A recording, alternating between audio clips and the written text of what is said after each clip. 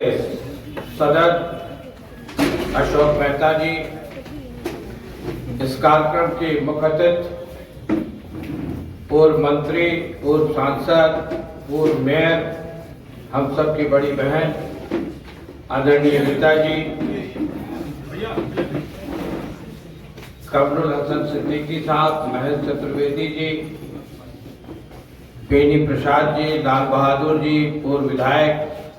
मैं संबोधन में थोड़ा सा ये सारा मेरे लिए प्रसन्नता का विषय है,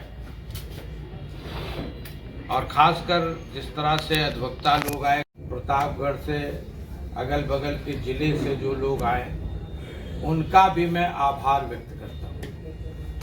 और मंचस्थ सभी लोगों के प्रति मैं आभार इसलिए भी व्यक्त करता हूँ कि मैंने एक बार खाली आग्रह किया होगा, आप सब ने तुरंत स्वीकार कर दिया। पिताजी को श्रद्धांजलि अर्पित करते हुए मैं उनका एक स्मरण है, उनकी एक घटना का स्मरण मैं कर रहा हूं, जो शायद आज के राजनीतिक जीवन के लिए बहुत उपयुक्त है और उसकी साक्षी भी हैं, उसको वेरीफाई भी कर सकते हैं। रीता जी चुनाव लड़ रही थी मेयर का, और चुनाव लड़ने के बाद आप मेयर हो गए और पिताजी सांसद हो गए राज्यसभा के।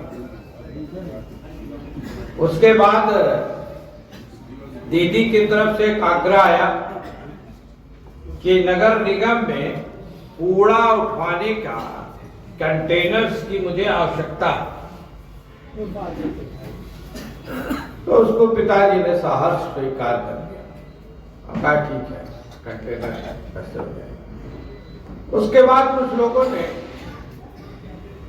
पार्टी के अंदर आपत्ति दर्ज कराई कि रीता जी तो भारतीय जनता पार्टी की है नहीं, वो तो किसी और पार्टी से मेयर है।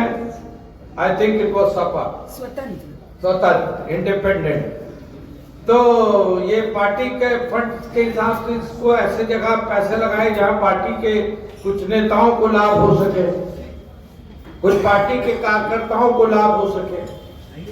तो पिताश्री ने एक बात कही, उन्होंने कहा कि राजनीति में जब आप चुनाव लड़ते हैं तब अलग अलग दल के हो सकते हैं, और चुनाव जीतने के बाद आप दल के नहीं रहते, उस क्षेत्र के प्रतिनिधि के रूप में रहते हैं। उस क्षेत्र के जितनी भी जनता है वह सब आपसे काम ले सकती है और उन सब का आपको काम करना चाहिए। दूसरा विषय रखना चाहूंगा, अभी जैसे मेरे बारे में बताया कि हिंदी में मैं लिखता हूं, तो हिंदी की प्रेरणा मुझे कहां से प्राप्त हुई, और वो इसलिए भी कि एक आंदोलन चला था, बहुत लोगों को याद होगा, अंग्रेजी हटाओ आंदोलन चला था सन 67 के आसपास, और उस आंदोलन में पिताश्री जेल चले गए, अंग्रेजी हटाओ। और मैं कॉन्वेंट में पढ़ता था, बॉयज हाई स्कूल में, बॉयज स्कूल में पढ़ता था मैं।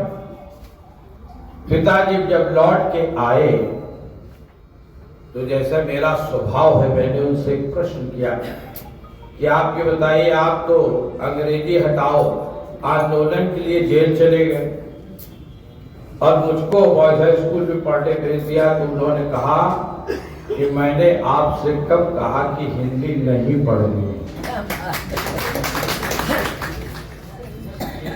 अंग्रेजी पढ़ने की आवश्यकता इसलिए है कि विश्व से संपर्क स्थापित करने के लिए और विश्व को जानने के लिए अंग्रेजी की आवश्यकता पड़ सकती है, लेकिन हिंदुस्तान को और हिंदुस्तान की जनता को, खेत खलियान, किसान, मजदूर और जनसाधारण को समझने के लिए आपको हिंदी की आवश्यकता पड़ेगी।